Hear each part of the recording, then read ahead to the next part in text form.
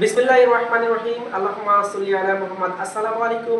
হিসাব বিজ্ঞান ও গণিত টিচিং হোমের পক্ষ থেকে সবাইকে আন্তরিক শুভেচ্ছা অভিনন্দন। যারা এসএসসি 2025 পরীক্ষায় অংশগ্রহণ করেছিলেন তাদের জন্য সুসংবাদ নিয়ে আসছি। অর্থাৎ 10 জুলাই 2025 তারিখে এসএসসি রেজাল্ট প্রকাশিত হচ্ছে। অর্থাৎ সকাল 10টায় এই রেজাল্টটি প্রকাশিত হতে যাচ্ছে। তো আপনার কাঙ্ক্ষিত রেজাল্টটি অবশ্যই আপনি সবার আগে জানতে চাচ্ছেন।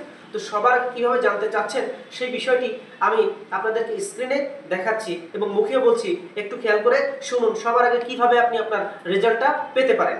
দেখেন, প্রথমে আপনি এসএমএস এর মাধ্যমে যদি ফলাফল দেখতে চান তাহলে দেখেন এসএসসি স্পেস, অর্থাৎ এর আগে যে কথাটা সেটি হচ্ছে আপনার মোবাইল থেকে মেসেজ অপশনে যাবেন, মেসেজ অপশনে গিয়ে লিখবেন এসএসসি, এরপরে একটা স্পেস দিবেন, স্পেস দিয়ে রোল নম্বর লিখবেন, স্পেস দিয়ে 2025 লিখবেন।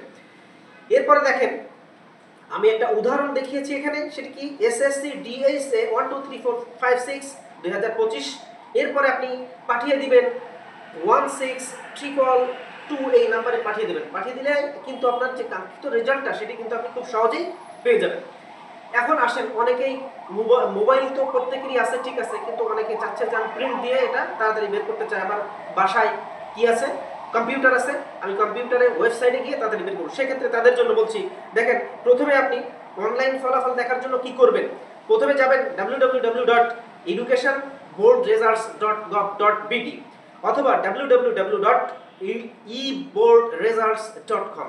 অর্থাৎ এই দুটো ঠিকানায় যে কোনো একটা ঠিকানায় গেলে আপনার ওয়েবসাইটে কিন্তু দেখাবে, ঠিক আছে, দেখাবে যে একটা ফর্ম আসবে, সেই ফর্মটা পূরণ করতে হবে। কিভাবে দেখেন, এখানে প্রথমে নাম থাকবে, এক্সামিনেশন নাম থাকবে এসএসসি বা এইচএসসি, আপনি এসএসসি তে টিক দিবেন, তারপরে সালের নাম লিখবেন, ইয়ার হচ্ছে 2025, এরপরে বোর্ডের নাম লিখবেন, আমি যেমন লিখে দিয়েছি ঢাকা, তো এখানেও ঢাকা টিক দিবেন।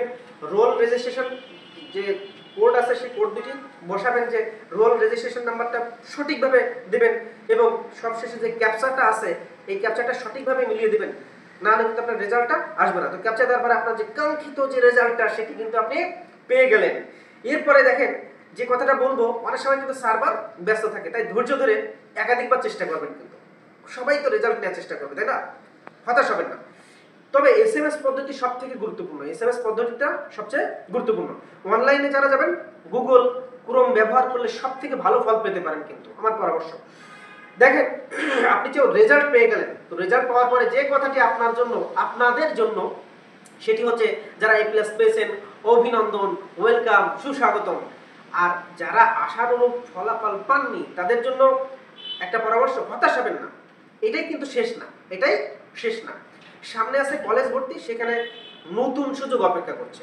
কলেজের সাবজেক্ট ও বোর্ড ভর্তি সংক্রান্ত ভিডিও এই চ্যানেলে পাবেন।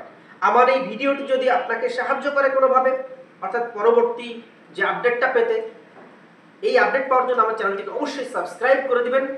আর যদি ভিডিওটি ভালো লাগে তাহলে লাইক, শেয়ার, কমেন্ট করতে ভুলবেন না। সবাই ভালো থাকেন, সুস্থ থাকেন, আল্লাহ হাফেজ।